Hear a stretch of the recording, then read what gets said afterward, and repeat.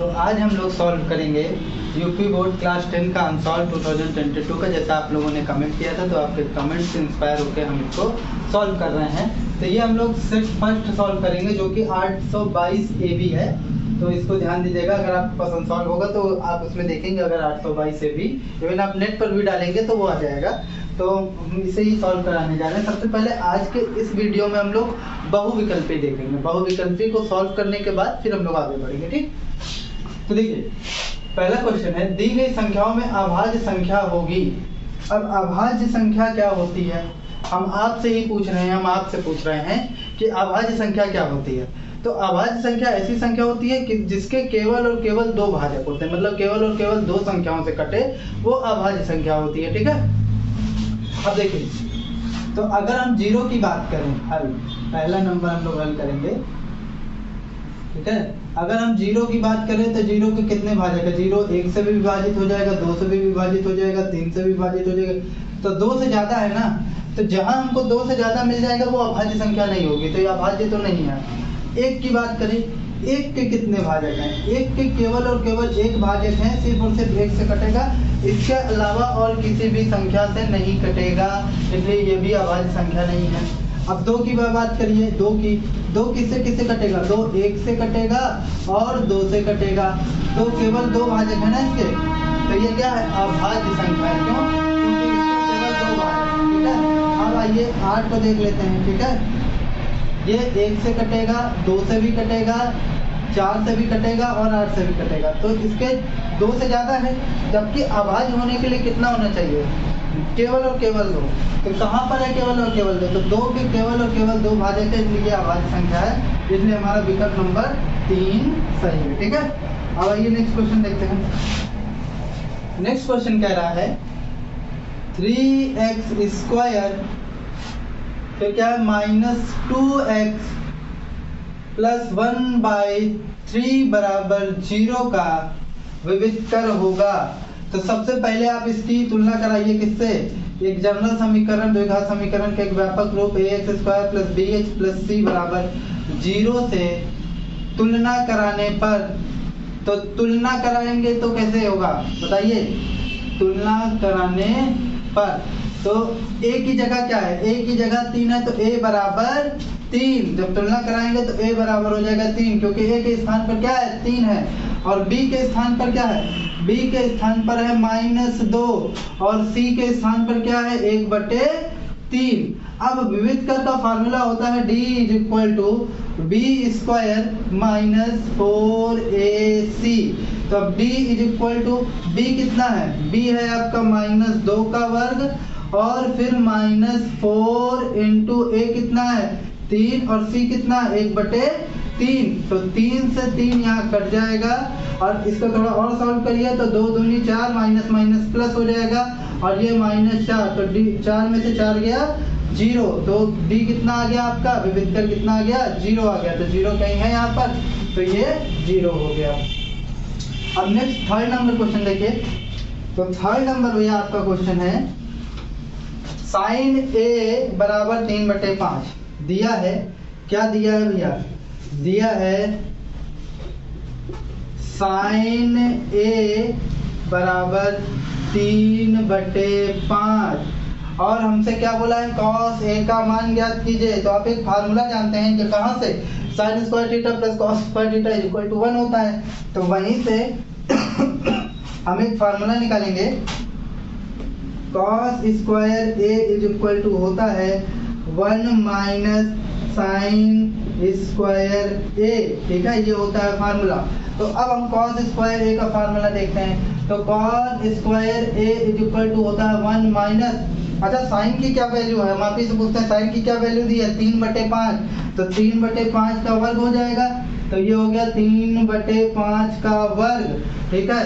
तो अब ये हो गया cos² a और 1 - 3 का वर्ग क्या होता है बताइए, 3 का वर्ग क्या होता है, 3 का वर्ग होता है 9, तो ये हो गया 3 त्रिक 9, और 5 का वर्ग क्या होता है जल्दी बताइए, 5 का वर्ग क्या होता है, 25, तो होता है 25। तो अब एक बला का नाम आप सुने, क्या है वो बला, एलसीएम। तो यहाँ पर अब हम लोग एलसीएम लेंगे, क्या लेंगे, एलसीएम। तो मैं बाकी का क्वेश्चन यहाँ कर दे रहा हूँ। तो cos square a is equal to, LCM लीजिए, एलसीएम जब आप लेंगे तो ये आएगा 25, कितना आएगा 25।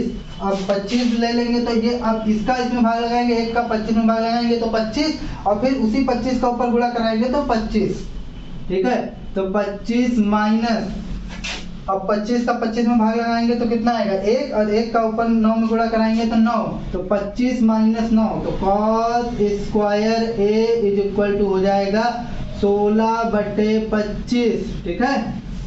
अब अगर देखें आप तो क्या हो जाएगा, cos a is equal to हो जाएगा अंडर रूट के अंदर 16/25। अब एक बात बताइए, 16 किसका वर्ग है, 4 का वर्ग है, और 25 किसका वर्ग है, 5 का वर्ग है, तो दोनों निकल आएगा, ठीक है। वास्तव में जब ये कोष्टक से निकलता है तो प्लस और माइनस दोनों में रहता है, लेकिन ऑप्शन में कहीं भी हमको माइनस में नहीं दिया हुआ है, तो हम माइनस में लेंगे भी नहीं, ठीक है। इसलिए आपका विकल्प नंबर 2 सही।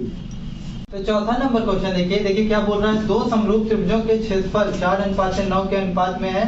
त्रिभुजों की भुजाओं का अनुपात होगा 2:3, 4:9, 81:16 या 16:81। अब जरा एक बात समझिए, आप एक चीज जानते हैं, पहले आपको जो दिया है उसको लिख लीजिए। क्या दिया है बेटा, आपको दिया है समरूप त्रिभुजों के क्षेत्रफलों का अनुपात, समरूप त्रिभुजों के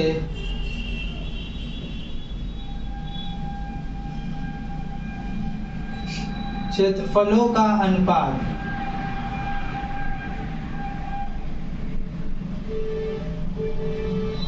क्षेत्रफलों का अनुपात कितना दिया है,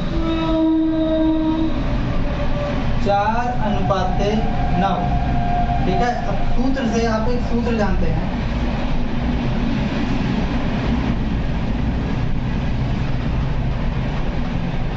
समरूप त्रिभुजों के क्षेत्रफलों का अनुपात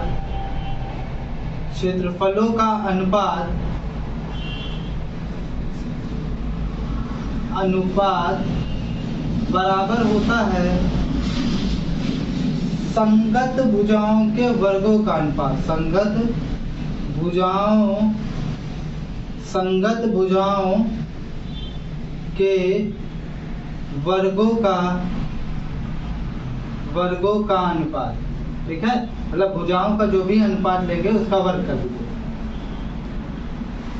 देखिए समरूप त्रिभुजों के क्षेत्रफलों का अनुपात आपको कितना दिया है, 4:9, 4:9 यानी 4/9 बराबर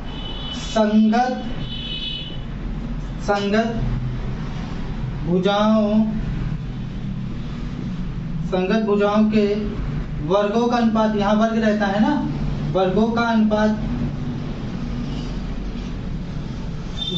अनुपात, ठीक है। अब जब इधर से वर्ग हटेगा तो इधर रूट चढ़ जाएगा, तो √4/9 इज इक्वल टू हो जाएगा संगत भुजाओं का